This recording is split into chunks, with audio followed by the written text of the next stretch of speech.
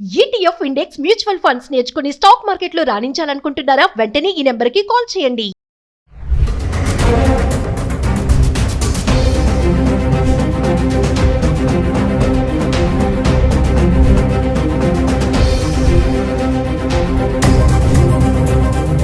Hello viewers, welcome back to our channel. ప్రస్తుతం మనతో పాటు ఉన్నారు Center for Human Security Studies founder and executive director Kannaganti Ramesh Babu garu. సార్తో మాట్లాడారు. నమస్తే సార్. నవీన్ గారు నమస్తే అండి. సార్, మరి ట్రంప్ ఎప్పుడైతే అధికార పగ్గాలు చేపట్టారో విధించినటువంటి కొన్ని రూల్స్ అయితే ఉన్నాయి. వాటికి డెడ్ లైన్ అయితే అయిపోయింది. February 19th అని చెప్పారు. Birth right citizenship. మరి ఇప్పుడు మన వాళ్ళకి ఇది గుడ్ న్యూస్ అని అనుకోవచ్చా? మరి కోర్టు అయితే స్టే ఆర్డర్ ఇచ్చింది. నెక్స్ట్ ట్రంప్ యాక్షన్ ప్లాన్ ఏముంటుంది అంటారు? ముఖ్యంగా సుమన్ టీవీ ద్వారా ఈ చర్చా కార్యక్రమానికి నన్ను పిలిచినందుకు నవీన గారికి I'm very thankful to you madam. It's always you know a wonderful platform to give information, right kind of information. అంటే మనము మన ప్రజల్ని ఎవరైతే సుమన్ టీవీ చూస్తున్నారో వాళ్ళని కరెక్ట్గా గైడ్ చేయడం చాలా important. 20 January 2025 47th President of United States of అమెరికాగా డొనాల్డ్ ట్రంప్ ప్రమాణ స్వీకారం చేసి ఇవాళ 21st February అంటే 1 month కంప్లీట్ అయింది. ఈ 1 month లో ఒక 100 ఎగ్జిక్యూటివ్ ఆర్డర్స్ తీసుకొచ్చి ప్రపంచాన్ని కుదిపేశాడు. ముఖ్యంగా భారతీయులను అయితే మరీ కుదిపేశాడు. సో ఏంటంటే మనము F1 స్టూడెంట్ వీసాల గురించి మాట్లాడుకున్నాము, H1B గురించి మాట్లాడుకున్నాము, J1 వీసాల గురించి కూడా కొంచెం మీరు అడుగుతారు. అన్నిటికీ మించి బర్త్ రైట్ సిటిజన్షిప్ అంటే పౌరసత్వము అమెరికాలో ఎవరికి ఉండాలి అనే దాని మీద మొన్నటి వరకు అంటే January 20, 2025 ముందల వరకేమో ఎవరైతే అమెరికాలో పుట్టారో వాళ్ళకి ఆటోమేటిక్గా పౌరసత్వం వచ్చేది. కానీ ట్రంప్ వచ్చి ఎగ్జిక్యూటివ్ ఆర్డర్ తీసుకొచ్చి ఏం చేశాడు, ఎట్టి పరిస్థితుల్లో మీలో అంటే దంపతులు అంటే భార్యాభర్తల్లో ఒకళ్ళకి కంపల్సరీగా H1B అన్న ఉండాలి, లేదా గ్రీన్ కార్డ్ అన్న ఉండాలి. మీరు ఏదో ఇక్కడికి వచ్చి స్టూడెంట్ వీసా మీద ఇంకో దాని మీద లేకపోతే వేరే విజిటర్స్ వీసా మీద B1 B2 మీద వచ్చి ఇక్కడ జన్మనిచ్చి ఇక్కడ ఏమంటే పౌరసత్వం రావాలంటే కుదరదు అని చెప్పేశాడు కదా. దానికి సంబంధించి 19th February డెడ్ లైన్, ఇది 2025. మరి 19th February అయిపోయింది, ఇవాళ 21st February ఉన్నాం. మరి ఏంటి అని అడిగారు మీరు ప్రశ్న.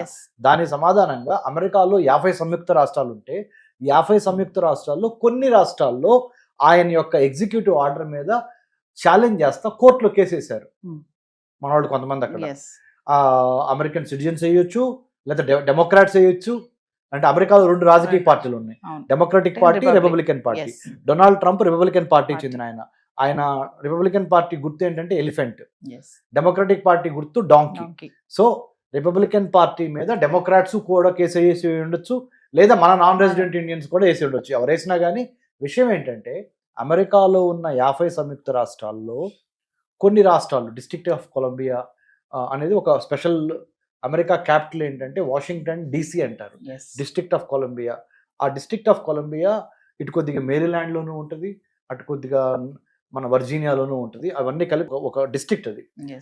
అక్కడ కోర్టులో వేశారు. కోర్టు ఏమంది, స్టే విధించింది. దాంతోపాటు ఇంకొక రాష్ట్రం సియాటల్లో వేశారు, ఇంకో చోట కాలిఫోర్నియాలో కూడా ఈ ఎగ్జిక్యూటివ్ ఆర్డర్ని వేశారు.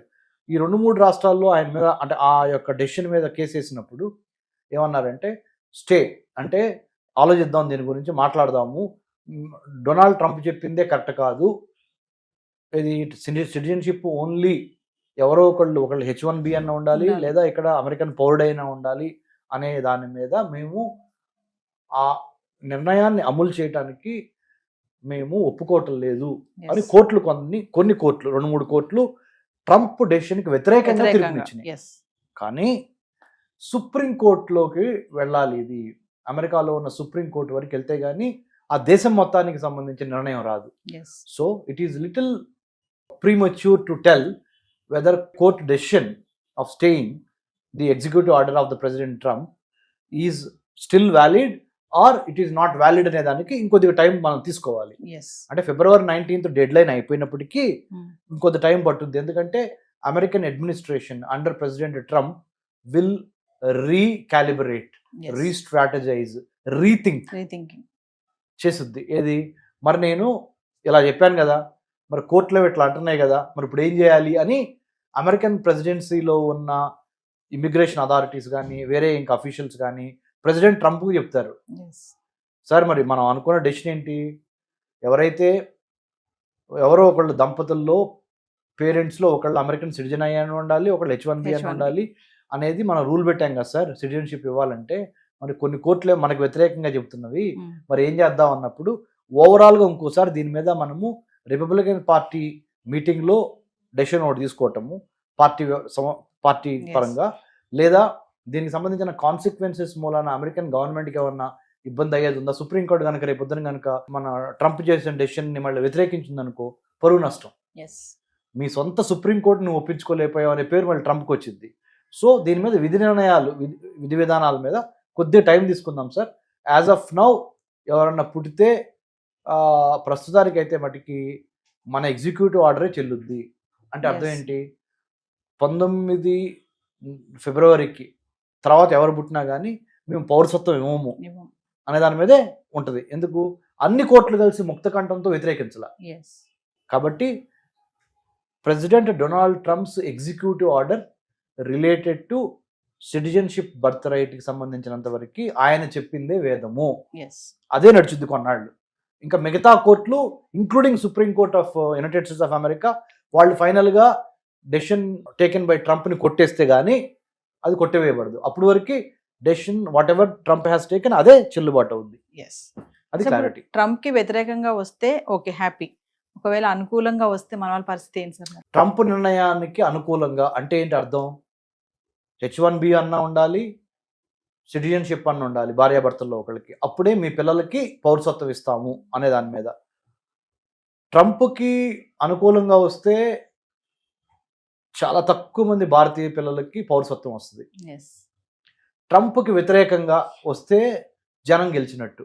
అంటే ఇదివరకిట్లాగానే అక్కడికి వెళ్ళి ప్రెగ్నెన్సీ అక్కడ డెలివరీ చేసి పుట్టంగానే అబ్బాయికో అమ్మాయికో అమెరికన్ సిటిజన్షిప్ తీసుకొని మనం రావటం, లేకపోతే అక్కడే ఉంటాం, వాట్ ఎవర్. సో